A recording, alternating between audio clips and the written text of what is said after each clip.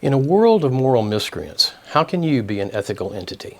Here are 4 rules that I use to try. Let's get into it. I studied philosophy formally in college, got a degree. I was quite good at it. The department head wanted me to transfer in and get a PhD. I could have probably gotten a sweet teaching gig out of it too, but I couldn't do it. The field of philosophy and the world's understanding of it are broken, fundamentally. Let me give you some context. I started college very young. One of the first degrees I earned as a young teenager was psychology. Now, psychology and its medical cousin psychiatry are both fields with their own huge problems inherent in the disciplines.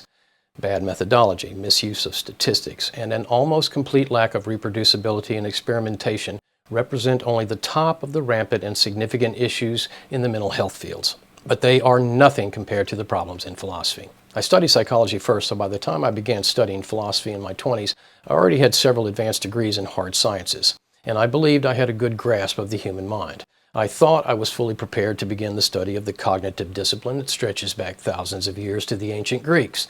Boy, was I wrong. Science and knowledge in general continually marches forward. We learn more, we get smarter, we hopefully get wiser. As a species, we have been moving forward for hundreds of millennia. Intellectually, physically, emotionally, and socially, we have continually advanced as we have become what we are today. And then there is the field of philosophy. Don't get me wrong, the field has developed, and it has deepened in its reach, but the field has become fundamentally useless. It has embraced the idea that there are no answers to the hard questions, and from a functional science perspective, it's given up even trying. It has no connection to the behavior of people in any real sense. It doesn't even do what psychology and psychiatry do. Those fields actually conduct research and interact with people in an attempt to help them develop and grow into good, moral, and ethical beings. But the idea of morals and ethics is the theater of philosophy first and foremost, and yet the field of philosophy treats them as debatable subjects with flexible parameters that can be logically justified. And that is the basis of the problem. Logic is included in philosophy. This makes sense if you only consider the origin of the field of philosophy. The ancient Greeks developed logic as a set of rules for debating philosophy, and secondarily as a fundamental structure of what they considered good behavior. But the rules of logic are mathematical, and that is where the problems begin. Most people believe that math is deterministic. Formulas and equations are calculated to arrive at an answer, a conclusion of the math. The formulas work both ways, and you can calculate where the equations end and then work backwards to see where they began. And that idea created the philosophy of determinism. It's a direct result of the logic of math being applied to human behavior and belief. But not all math is capable of working both ways. The primary focus of my research as a mathematician and physicist has proven that a specific type of math is exclusively associated with complexity and life. And those equations cannot be predicted ahead of time, nor can the result be back calculated to determine the beginning. This type of math only works one direction. And that is what causes the problems when mathematical logic is applied to philosophy. The math of logic works both ways, but the math of life does not. The mismatch causes paradoxes in logic. Here's an example of what I mean. Ignoring the idea of free will, determinism in human interactions leads to some very disturbing logical conclusions. Take the idea of maximizing happiness and pleasure and minimizing pain and suffering. These seem like reasonable objectives to aspire to, right? The problem is that math doesn't do reasonable. It does exact. So when you begin to think about how to pursue these ideals in the real world or in your own life, the paradoxes show up immediately. Here's why. The ideas of happiness, pleasure, pain, and suffering are arbitrary scalars. In other words, they mean different things to different people. It is impossible to measure, set, or keep standards if the rulers are different for everyone. And the very nature of the words morals and ethics is based on the idea of immutable standards. Let me give you an example. Let's say my mother lives with me. She's very old. She doesn't have many years left in life, and they could be filled with pain. My next-door neighbor is a human trafficker. He sells into the sex trade. If I sell my mother to him, I'll get money for her that I can use to increase my own happiness and well-being and that of my family, the remaining ones anyway. My neighbor will sell my mother to people who will get a lot of pleasure and satisfaction from her body, furthering the level of societal happiness and pleasure created from this transaction. And the best part is my mother will not live very long in this situation, so her pain and suffering will be enormously minimized over the possibility of her living more potentially painful years with me. See how that works?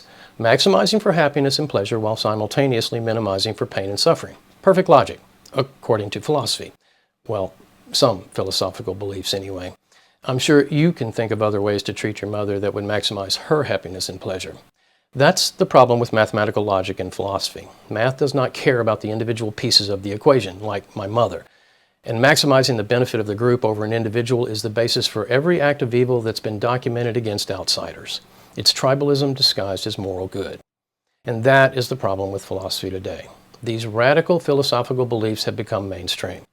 People like Sam Bankman-Fried push something called effective altruism, which is the same philosophy that justifies selling my mother, only in disguise.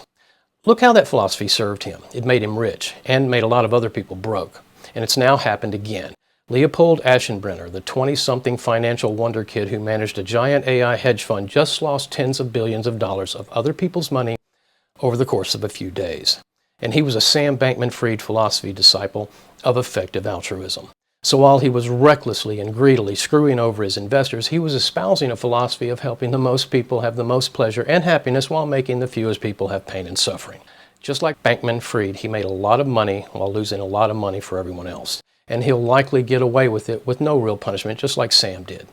Philosophy today has become a tool for some people to take advantage of other people for their own gain. And for the life of me, I can't remember being taught that in my philosophy courses in college. So what can you do? How can you become an ethical entity in a world of moral miscreants? First, you have to recognize that it won't be easy. It is vastly easier to just go along and not try to adhere to a set of moral guidelines or ethical standards. If you aren't the type of person who can easily stand up for yourself, then you'll have to work at it to be able to maintain a sense of ethics and morals. But here is the tool I use to help me. And it's an ongoing battle. This is not something you do once and never think about again. You will face situations that test your moral and ethical resolve constantly. Here is how I handle it. It's 3 axioms and a conclusion. Hey, I'm a scientist. What did you expect? 1. I accept that the world is filled with other living beings than just me. 2. I accept that these other beings all have feelings and ideas about how life works. 3. I accept that those ideas are likely different from my ideas and feelings. And then finally, 4. I recognize and confirm that none of what I just said should have any effect on how I feel or behave. Then I strive hard to do the right thing. I'm not saying that doing the right thing is easier to figure out even with these steps. Not at all. In fact, I'm saying that trying to do the right thing is usually complicated and hard. But these are 4 steps I use to clarify my thinking.